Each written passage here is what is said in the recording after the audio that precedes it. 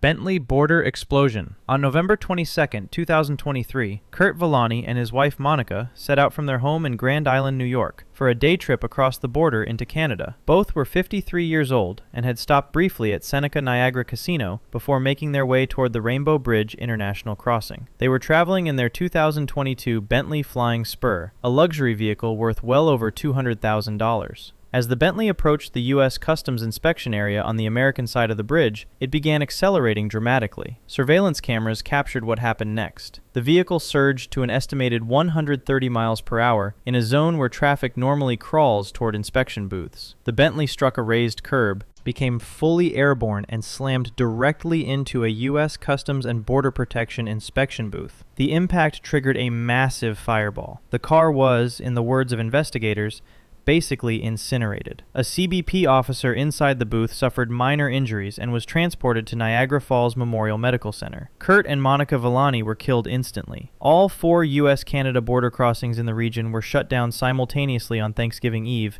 disrupting travel for thousands. Federal investigators from the FBI, ATF, and DHS launched a joint inquiry and initially treated the incident as a possible terrorism event before ruling it a traffic incident. In November 2025, the Villani family filed a wrongful death lawsuit against Bentley Motors, alleging a defective electronic throttle control system caused the uncontrolled acceleration. Wrong-way drunk driver. On January 6, 2019, the Abbas family loaded their SUV in Florida and began the long drive home to Northville, Michigan after a holiday vacation. Issam Abbas was 42 years old and worked as an engineer. His wife, Dr. Rima Abbas, was 38. Their 3 children, Ali, 14, Isabella, 13, and 7-year-old Giselle were in the vehicle with them. By around 2:30 in the morning, the family was traveling northbound on Interstate 75 near Lexington, Kentucky, likely with the children asleep in the back seat. On the same stretch of highway, 41-year-old Joey Lee Bailey had gotten behind the wheel of his vehicle with a blood alcohol content of 0.306, nearly 4 times the legal limit. Bailey entered Interstate 75, traveling the wrong direction, driving southbound in the northbound lanes. Dispatchers had already received calls from other motorists reporting a wrong-way driver on the highway before the crash occurred. Attempts to locate Bailey were underway, but the highway was dark and the situation moved fast. Bailey's vehicle struck the Abbas family's SUV head-on at highway speed. The SUV burst into flames on impact. There were no brake marks at the scene. All 5 members of the Abbas family were killed instantly, along with Bailey.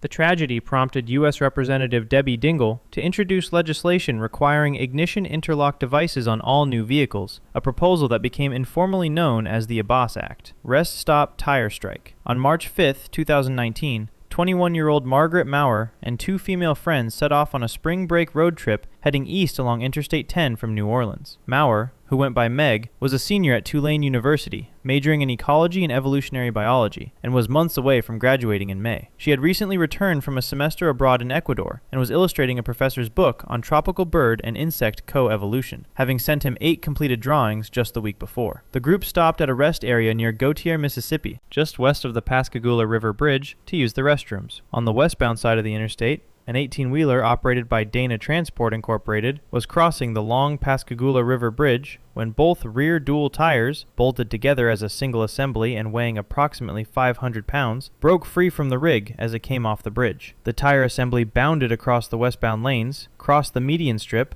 flew across all eastbound lanes, and entered the rest stop parking lot. It had traveled approximately 875 feet from the point of separation. Maurer and her friends were walking back to their car from the restrooms when the tire assembly struck her directly. It continued rolling another 150 feet before coming to rest. Maurer was pronounced dead at the scene. The truck driver, who was not impaired, turned back after realizing he had lost the tires. Tulane University mourned publicly and pledged to hold an exhibition of her scientific illustrations. By the way, if you find this type of content informative, I cover documented incidents like these regularly on this channel. Consider subscribing if you'd like to see more. Now back to the video. Wrong driveway shooting. On April 15th, 2023, 20-year-old Kaylin Gillis and a group of friends were driving through rural Washington County in upstate New York, searching for a friend's property where a party was being held. The roads in that part of the state are dark and winding, with long driveways stretching into the woods, and addresses can be difficult to locate at night. At some point, the group turned into the wrong driveway, the property of 65-year-old Kevin Monahan.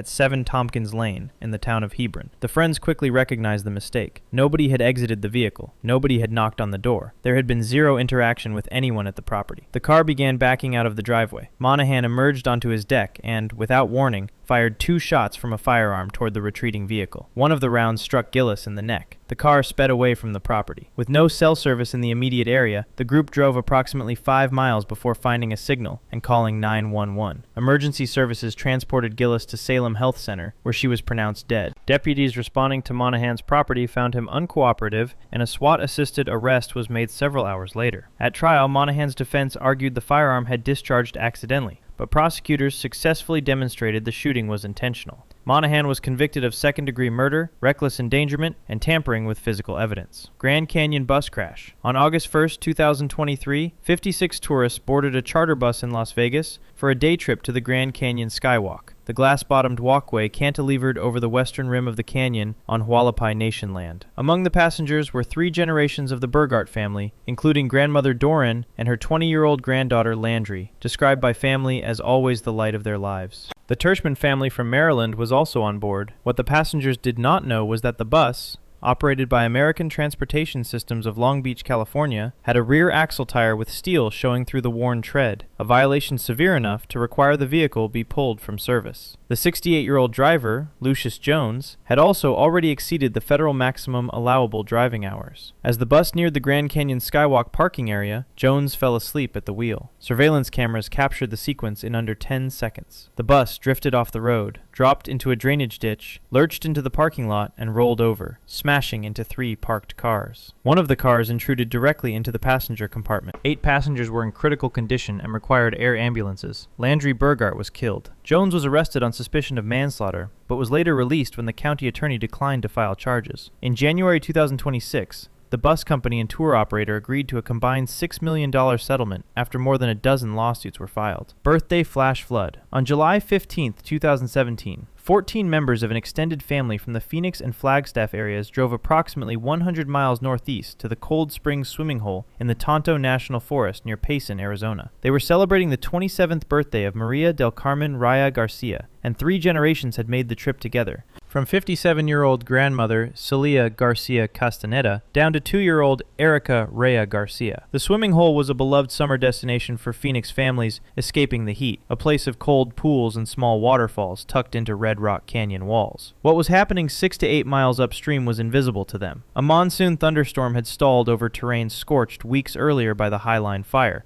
which had burned over 7,000 acres. Wildfire-scorched earth repels water instead of absorbing it, and the storm was dumping 1.5 inches of rain per hour onto those blackened slopes. The National Weather Service had issued a flash flood warning approximately 90 minutes before the water arrived, but there was no cell service at the swimming hole. At 3:19 in the afternoon, a 6-foot wall of water, black with ash and cinders, and carrying entire trees and boulders, came roaring through the canyon at an estimated 35 miles per hour. Witnesses said the only warning was a sound. 4 people were rescued and treated for hypothermia. 10 were not. The bodies were found scattered up to 2 miles downstream. On July 25, 2017, 10 white caskets were arranged around the altar of St. Patrick Church in Scottsdale, surrounded by children's toys brought to honor the youngest victims. Sleeping trucker crash. On June 28, 2025, the McKellar family was traveling westbound on Interstate 20 near Terrell in Kaufman County, Texas, returning home to Fort Worth after attending a funeral in East Texas. In the vehicle were 79-year-old Billy McKellar,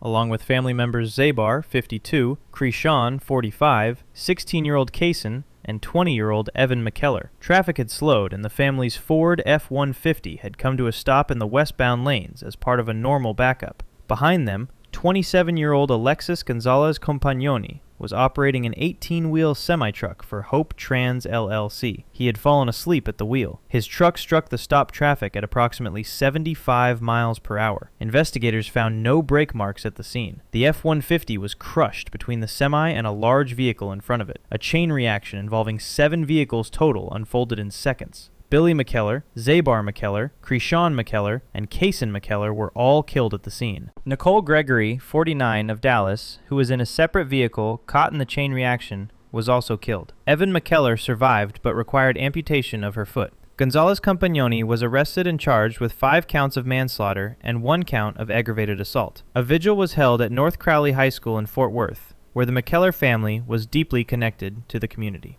Mexico hotel poisoning. In early June 2023, 41-year-old John Wesley Heathcote of Newport Beach, California, and 28-year-old Abby Lutz traveled to Hotel Rancho Pescadero, a Hyatt Unbound Collection property on the Pacific coast of Baja California Sur, approximately 45 miles north of Cabo San Lucas. On Saturday, both began experiencing headache, nausea, and disorientation. They were taken to a local clinic where the symptoms were attributed to possible food poisoning. Feeling somewhat better, both were discharged and returned to their hotel room. Carbon monoxide is colorless and odorless and produces no detectable warning without a sensor. Later investigation revealed that staff at the property had received prior complaints about carbon monoxide in the building, and that detectors had allegedly been disabled. Back in their room, Heathcote and Lutz were exposed to the gas again. After approximately 11 to 12 hours without any response from them, hotel staff entered the room. Heathcote was found near the shower, which was still running. Lutz was found in her bed. 2 first responders who entered the room to assess the situation were themselves overcome by the lingering concentration of carbon monoxide and had to be hospitalized. Both Heathcote and Lutz were pronounced dead. The hotel was temporarily closed. Heathcote's family established the John Wesley Heathcote Legacy Foundation, and U.S. Representatives Angie Craig and Mike Levin subsequently introduced federal legislation requiring carbon monoxide detectors in all hotel rooms. GPS, Desert Death. In late March 2022, 72-year-old Ronnie Barker and his 69-year-old wife Beverly set out from Oregon in their RV, heading home to Indianapolis with a planned stop in Tucson, Arizona. Their GPS unit had not been set to highway mode, and in the remote high desert of Nevada, that single setting led to catastrophe. The device routed them off the main highway and onto an unmarked desert track near Silver Peak in Esmeralda County, at an elevation of approximately 7,700 feet. The RV became stuck in sand and mud. They had no cell service. They took their Kia Soul to seek help further down the track,